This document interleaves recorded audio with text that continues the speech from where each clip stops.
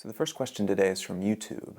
How do I fight the procrastination that is keeping me from doing the things I really want to do in life? Procrastination sucks. It's all the more insidious too because it is us that is doing this thing to us. It's one thing if it's somebody else in our life keeping us from the things that we consider to be really important, but it's all the worse when we know it's just us and our own habits and our own lack of doing things that is keeping us from doing this. That doesn't make it any easier to prevent, it just makes it more insidious and even more hurtful in a way that you are the source of your own pain in this regard. The first thing that I would tell you to do though, and this kind of flies in the face of what a lot of people might tell you, to just start or to make a list or to do whatever, break it apart into pieces that you can do, which is all relatively good advice, but I would say the very first step is to take a step back and actually look at your life and figure out what is actually important.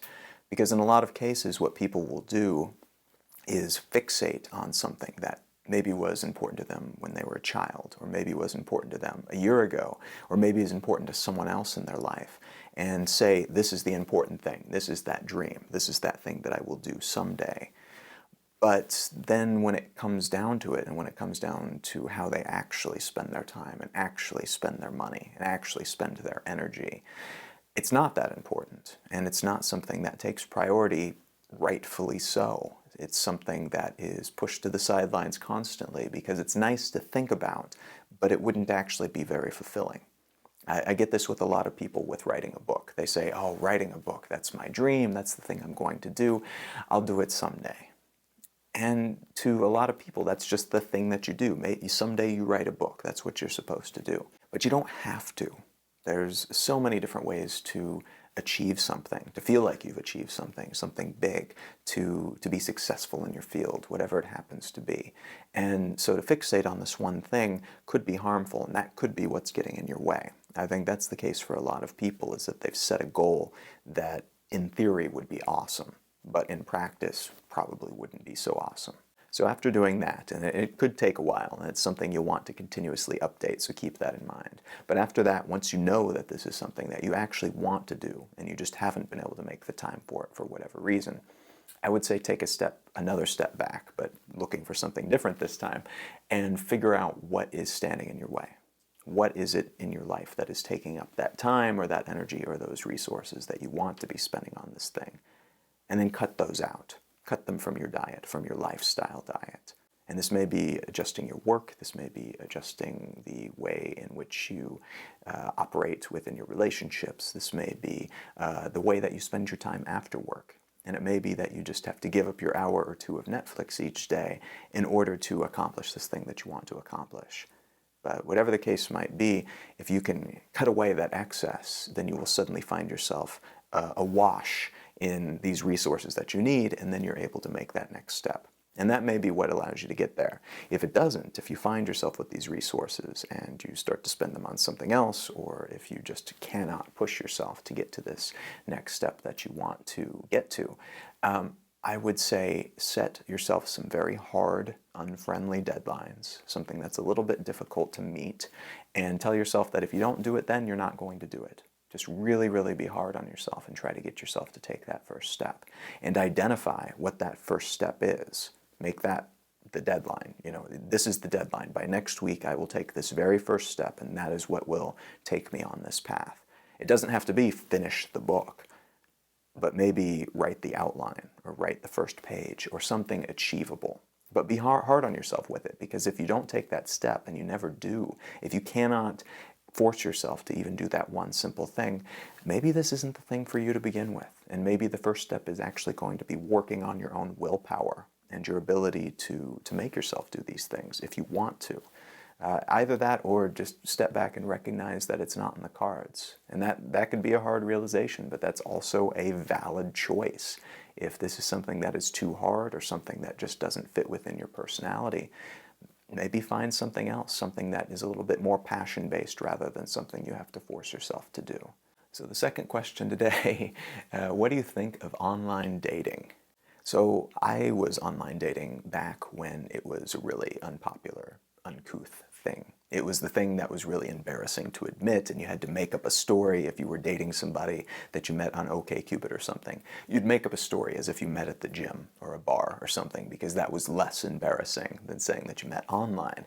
Because the perception was that if you were online dating, you couldn't get a date in real life. You were not worthy enough of real life, and so you slinked away to the internet to try to find somebody there. That perception has changed in most of the world. Maybe not small towns. In some countries, it's still kind of a weird, uncouth thing. But most of the world, it's not weird at all. And in fact, it's kind of strange if you met somewhere else these days, particularly for people of a certain age demographic. A lot of cities that I've lived in, actually, if you meet somebody at a bar or something, it's considered to be really weird and uncouth, because that means that you have the time. You're not important enough to not have the time to go date at a bar.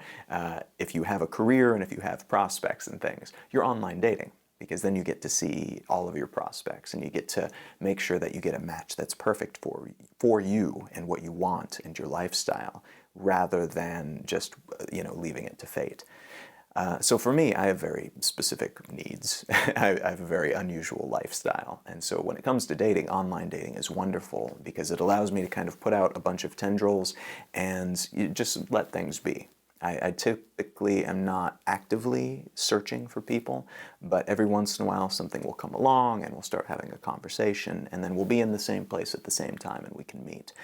I wrote about this in one of my books, Some Thoughts About Relationships, and that I tend to do a friends first policy, and that's a little bit harder of a sell online. What that means is that you meet up and have a coffee and have kind of like a friendship interview where you see if you even like each other first before you decide, okay, now is there chemistry? Is this something that we would actually want to get romantically involved?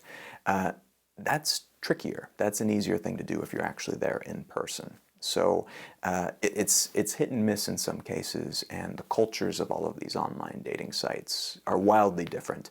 I've actually found that the last couple people I've dated, the last couple really successful dates, or a string of dates that I've had, have been from Instagram, of all places, and we've just made a connection there in the same way that you might on a dating site. So to me, dating sites serve the purpose of they're kind of just one more social network, and they're a little bit more specific in their intention, but if you treat them that way, if you present yourself in a legitimate way, an authentic way, the same way that you would on any other social network, then I think you're doing it right. And to me, that's the right way to approach online dating. Not as something scandalous and not as something crazy. Cool, if that's what does it for you, go ahead. But typically, if you approach it just as, here, I'm a human being, this is what I'm looking for. If you are that, then cool, let's see where this goes. Approach it that way. And I think as long as you don't approach it as either the be-all, end-all, like the only way to find the one or something like that, but you also don't approach it as just a way to find somebody to knock naughties with. Again, there's networks for that as well, so, consenting adults, go for it. But if you don't, in general, approach it that way and you're just looking for a date, then they're pretty useful resources. But definitely make sure that you know why you're using it and what type of person you're looking for, and act in accordance with that. You don't want to create a flirty let's have sex now profile if you're looking for somebody to have a long-term relationship with, and vice versa. You don't want to put out a marriage proposal on a hookup site. So, really consider what your audience is and consider what you're trying to say, and then communicate it clearly, communicate it well. I mean, that's all you can do with any type of interaction and relationship. Thank you so much for watching this video. If you have a question you'd like me to answer in a future video, leave it in the comments below or go leave it on the Consider This Facebook page. You can find me all over the internet at Colin is my name. You can find my books and my other work at colin.io. And if you want to read my blog, you can go to exilelifestyle.com.